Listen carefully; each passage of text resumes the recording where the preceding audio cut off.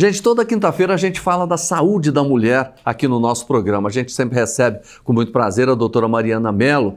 Ela é ginecologista da Assembleia Legislativa. Doutora, tá tudo bem? Bom dia. Bem, graças a Deus. Bom dia. Olha, hoje o tema que nós vamos falar de sangramento na pós-menopausa? Isso. Na semana passada nós falamos sobre o sangramento nas outras fases da Sim. vida da mulher, né? E faltou a gente falar da pós-menopausa, que passa a ser ainda mais importante a investigação pelo risco aumentado de câncer de endométrio. Isso, por quê, doutora? Primeiro, pela incidência. O câncer de endométrio, ele começa a aumentar a incidência após os 50 anos e atinge ali o pico lá pelos 70 anos, que é o período pós-menopausa, né? Então, é um momento em que a gente precisa prestar atenção nesse assunto câncer de endométrio e porque a mulher, depois da menopausa, não pode sangrar. Todo sangramento pós-menopausa, se ela não estiver usando hormônio, precisa investigar. Já é um alarme para a gente investigar o câncer de endométrio nela. É comum? O câncer de endométrio? Não, o sangramento pós-menopausa, como é que é a Então, incidência disso? A incidência do sangramento na pós-menopausa, ele é raro, ele não é tão frequente se ela não estiver usando hormônio, né? Então, a partir do momento que a mulher que não está usando hormônio, já tem aí 5, 10 anos pós-menopausa e apresenta um sangramento, é muito arriscado que ela esteja com alguma anormalidade desse endométrio. Então, um endométrio espesso, ou então um pólipo, que pode ser uma apresentação do câncer de endométrio, certo? E ela não pode esperar. Começou o sangramento, ela procura imediatamente. Procura imediatamente o ginecologista para investigação. Inclusive, é um recado que eu quero dar para as mulheres, né? Sim. Se você, mulher, pós-menopausa, não está usando terapia hormonal e teve sangramento, não considere normal, porque não é normal. Tem que investigar, tem que procurar um ginecologista para fazer a investigação necessária. A relação disso com o câncer do endométrio, doutora, como é que é? Então, existem alguns fatores de risco para o câncer de endométrio, Sim. né? Dentre eles está a obesidade, o tecido adiposo, ele produz estrogênio. Ele é um órgão produtor de estrogênio. E essa mulher, na pós-menopausa, ela não produz mais estrogênio. Então, a obesidade, principalmente o IMC acima de 40, ele entra como um fator de risco maior para câncer de endométrio. Ele aumenta 10 vezes o risco de câncer de endométrio, 10 vezes. E o IMC acima de 36 também tem um risco que é considerado menor, mas é um risco. Pacientes obesas, né, pacientes diabéticas, pacientes que têm um histórico de ovário policístico, né, durante a vida adulta ali no menacme, e a terapia hormonal feita de forma errada também aumenta o risco do câncer de endométrio. Então, doutor, é claro que a perda de peso ela é sempre importante, né? Muito. A obesidade é antes mesmo da menopausa, né? Porque Sim. quando chegar lá a situação já complica, né? Exatamente. Esse processo da menopausa, ele faz a mulher ganhar peso, né? Isso já é comprovado. Então, a mulher aumenta a quantidade de tecido adiposo no corpo. Então, é muito importante a mulher se preparar para a chegada da menopausa já tendo um emagrecimento, um cuidado a mais, né? De perder peso, de se exercitar, de controlar a dieta e tudo mais. Agora, voltando à questão do câncer do endométrio, doutora, quais são os sintomas que ele apresenta? Sangramento. Sangramento. Sangramento. Não tem alguma dor? Então, quando existe dor, é associado já com um câncer mais avançado, né? Porque o câncer de endométrio, uma vez que ele se estabelece, ele vai se difundindo no útero, né? Então, se é um câncer já avançado, que pegou já camadas mais profundas do útero, pode levar a um sangramento doloroso para essa mulher. Doutora, então teve o sangramento, já na hora também já faz o exame para detectar se tem câncer? Então, como que é feita essa investigação? Primeira coisa é procurar o ginecologista, né, para ver se há um sangramento do colo. Nós temos que lembrar do câncer de colo uterino também, né? Então é feito um exame especular, né, avalia-se o colo, vê se o sangramento é dentro do útero ou por fora, né? Alguns tipos de câncer de colo também sangram. E aí nós fazemos um exame chamado histeroscopia, que é um exame endoscópico. Da mesma forma que existe a endoscopia digestiva, né, que coloca uma câmerazinha lá dentro do estômago, a gente também faz esse exame no útero.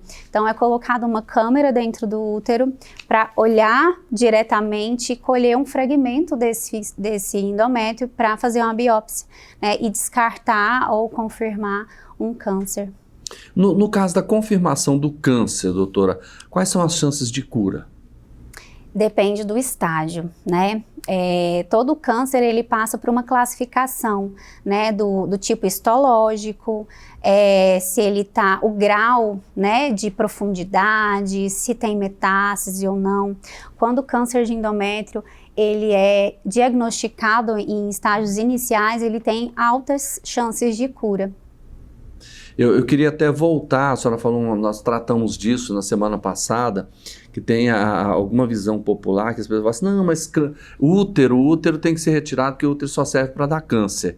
Na verdade, isso não é verdade, né? Não, não é verdade. A gente tem que se atentar, como eu falei, para os fatores de risco, né? Eu esqueci de falar das síndromes que estão associadas a um risco aumentado para câncer de útero, de endométrio, né? Que são a síndrome de Lynch e a síndrome de Colden. Então, são síndromes mais raras, mas a paciente que tem essa síndrome na família ou ela tem já algum sintoma dessa síndrome, ela sabe, né? Então, é preciso avaliar os fatores de risco dessa mulher. Então, vamos supor que é uma mulher que tem já uma síndrome de Lynch na família, é obesa, tem um sangramento ruim. Aí esse útero, às vezes, é melhor fazer a histerectomia, retirar esse útero antes que ele vire um câncer do que permanecer com ele. Mas fora isso, não, né? Fora isso, não. A gente não tira o útero por qualquer motivo mais. Agora, doutora, nessa questão é importante a prevenção, né? Os exames de rotina. Qual que é o recado que a senhora tem para as pessoas pós-menopausa em relação à ida ao médico? Isso, existe a rotina ginecológica, ela deve ser anual, principalmente para a mulher na pós-menopausa.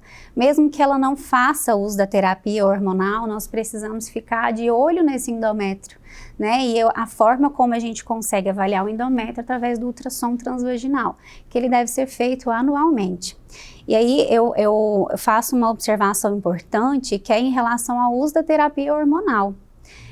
Quando a terapia hormonal ela é feita de forma correta, quando nós temos o estrogênio proporcional à progesterona, nós temos uma redução do risco de câncer de endométrio, uma redução da incidência.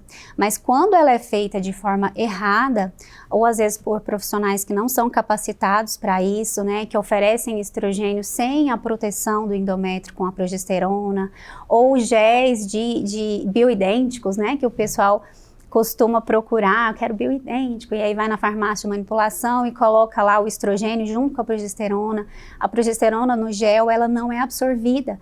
Então, a mulher que está usando terapia hormonal de gel, que tem estrogênio e progesterona, ela está em risco de câncer de endométrio, porque ela está usando o estrogênio, mas a progesterona não está sendo absorvida.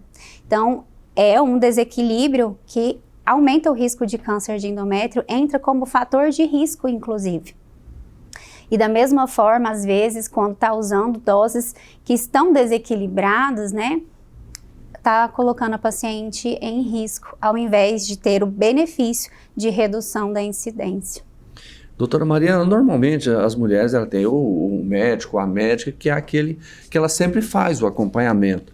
Mas muitas vezes na rede pública, né, ela não consegue fazer isso com o mesmo profissional, né? E aí isso prejudica?